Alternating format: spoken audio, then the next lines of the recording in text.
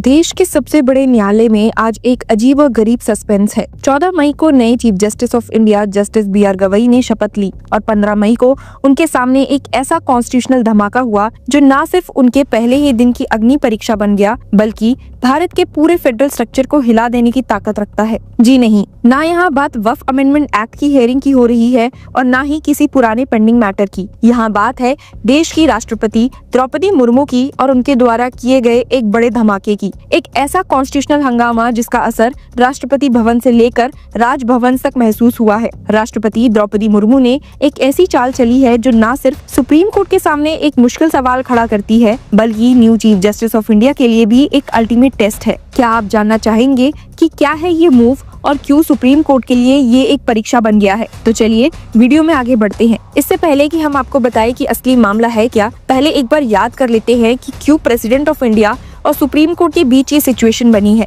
आपको याद होगा कि 8 अप्रैल के सुप्रीम कोर्ट वर्डिक्ट से Tamil Nadu governor versus state government case में कोर्ट ने एक नया रूल बना दिया कि अगर गवर्नर या प्रेसिडेंट किसी बिल पर लंबे समय तक कुछ नहीं करते तो मान लिया जाए कि उन्होंने एसेंट दे दिया है, जिसे कहा गया डीम्ड एसेंट। सिर्फ यही नहीं, उन्होंने प्रेसिडेंट और गवर्नर्स के ऊपर टाइमलाइन भी फिक्स कर दिए, जिसके तहत दोनों कॉन्स्टिट्यूशनल पोस्ट को बिल्स पर अपना फैसला देना है। लेकिन जैसे कि आपने देखा था कि कैसे इस वर्डिक्ट को लेकर क्रिटिसिज्म काफी देखने को मिला था। ये भी कहा गया कि प्रेसिडेंट ऑफ इंडिया को ऑर्डर नहीं किया जा सकता और ना ही केस की हेयरिंग के वक्त उन्हें सुना गया है। लेकिन अब ये इंतजार खत्म हो गया है, क्योंकि खुद प्रेसिडेंट ने इस मामले पर एक बड़ा मूव दिखाया है। आपको बता दूं कि एक हिस्टोरिक और बोल्ड मूव में राष्ट्रपति द्रौपदी मुर्मू ने सुप्रीम कोर्ट के सामने एक ऐसा कॉन्स्टिट्यूशनल मुद्दा उठाया जो शायद पहली बार हुआ हो। आर्टिकल 143(1) के तहत अपने रेयरली यूज्ड अधिकार का इस्तेमाल करते हुए प्रेसिडेंट ने 14 एक्सप्लोजिव सवाल सुप्रीम कोर्ट को भेजे हैं, और वो भी किसी आम बात पर नहीं,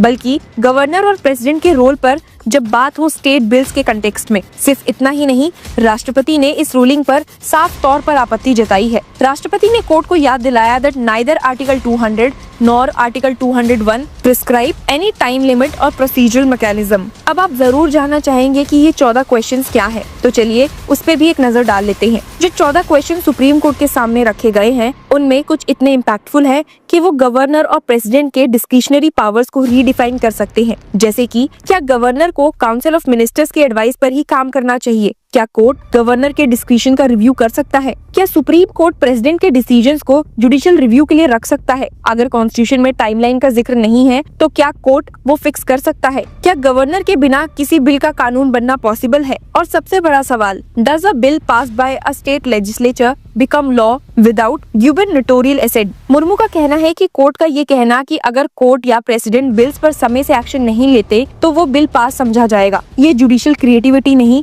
बल्कि कॉन्स्टिट्यूशनल बाउंड्रीज का उल्लंघन है। और अब नए चीफ जस्टिस ऑफ इंडिया के पहले ही दिन उनके सामने ये प्रश्न खड़े हो गए हैं कि क्या जुडिशरी का कंप्लीट जस्टिस का अधिकार प्रेसिडेंट और गवर्नर के पावर्स को लिमिट कर सकता है, या फिर क्या कोर्ट टाइमलाइंस थोप सकता है जब कॉन्स्टिट्यूशन खुद चुप है? ऐसी सिचुएशंस और क्वेश्चंस जस्टिस बी.आर. गवई के टेन्योर को और भी ज्यादा इंटरेस्टिंग और चैलेंजिंग बनाते हैं। आपको बता दूं कि प्रेसिडेंट का कहना है कि जब कॉन्स्टिट्यूशन ही साइलेंट है किसी टाइम फ्रेम पर, तो कोर्ट का ये कहना कि 3 महीने में फैसला लो, ये कॉन्स्टिट्यूशनल मर्यादाओं का उल्लंघन है। प्रेसिडेंट मुर्मू ने इस बात पर भी सवाल उठाया कि सुप्रीम कोर्ट आर्टिकल 142 का यूज कैसे कर रहा है, जिसमें सुप्रीम कोर्ट कंप्लीट जस्टिस दे सकता है। लेकिन राष्ट्रपति का कहना है कि ये पावर किसी भी तरह से कॉन्स्टिट्यूशन के प्रोविजंस को बाईपास करने का लाइसेंस नहीं हो सकती। उन्होंने स्ट्रांगली कहा, such actions potentially infringe upon the separation of powers and federal balance envisaged by the constitution. तो अब आप समझ ही सकते हैं कि कैसे ये 14 सवाल भारत का फेडरल स्ट्रक्चर बदल सकते हैं। जबकि ये रेफरेंस फॉर्मली एक लीगल क्लैरिफिकेशन के रूप में दिया गया है, लेकिन उसका पॉलिटिकल कंटेक्स्ट सबको दिखता है। कई लोग कह रहे हैं कि ये जुडिशियल एक्टिविज्म पर एक इंस्टीट्यूशनल पुशबैक हो सकता है, खासकर जब ऑपोजिशन रूल स्टेट्स के गवर्नर्स बार-बार बिल्स को रोक रहे हैं। एक सीनियर कॉन्स्टिट्यूशनल एक्सपर्ट ने एनोनिमसली कहा, this isn't just a legal debate, it is a war of institutional tough. इस रेफरेंस के जरिए राष्ट्रपति ने सिर्फ एक कानूनी क्लैरिफिकेशन नहीं मांगा, बल्कि एक ऐसा कॉन्स्टिट्यूशनल बॉम्ब गिरा दिया है जो नए सीजीआई के लिए पहले ही फुर्सत में एक अग्नि परीक्षा से कम नहीं है। क्या ये एक सिग्नल है कि एग्जीक्यूटिव अब जुडिशरी के इन्फ्लुएंस को चैलेंज करने को तैयार है? क्या ये एक डेस्परेट अटेम्प्ट है जुडिशियल एक्टिविज्म को रोकने का? जो भी हो, president Draupadi Murmu versus supreme court अब सिर्फ एक फॉर्मल रेफरेंस नहीं, एक पॉलिटिकल और कॉन्स्टिट्यूशनल थ्रिलर बन चुका है, जिसका अगला सीन नए सीजीआई के कोर्टरूम में लिखा जाएगा। चाहे आप इसे कॉन्स्टिट्यूशनल कंसल्टेशन माने या एक स्ट्रेटेजिक मूव, एक बात तो क्लियर है, इंडिया के सेंटर स्टेट और जुडिशरी एग्जीक्यूटिव रिलेशंस एक नए मोड़ पर आ गए हैं। अब सुप्रीम कोर्ट जो जवाब देगा वो सिर्फ एक लीगल रूलिंग नहीं होगी, वो गवर्नेंस के तरीके को दोबारा डिफाइन करेंगी। अंत में बस इतना ही कहना है कि अगर आप सोच रहे हैं कि क्या गवर्नर के बिना बिल लॉ बन सकता है, तो आप अकेले नहीं हैं। राष्ट्रपति भी यही पूछ रही है। अब अंदाजा लगाइए कि सुप्रीम कोर्ट क्या कहेगा। Till then, keep following Law Chakra for more such legal updates and news. I think you put it well that there is an issue of a question on the separation of powers principle, and that's a very important question that has been raised.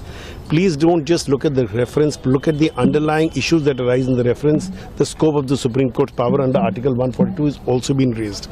Having said that, this reference to my mind is to determine what is the way going forward, to what extent will the Supreme Court direct governments, governors and presidents to act, and to the extent that they will determine and sit over the jurisdictions of governors and presidents. Do keep in mind that decisions of governors and presidents in the context of remission have already been made justiciable. So whether it is a pardon or a remission, these decisions are already considered, but on very narrow parameters.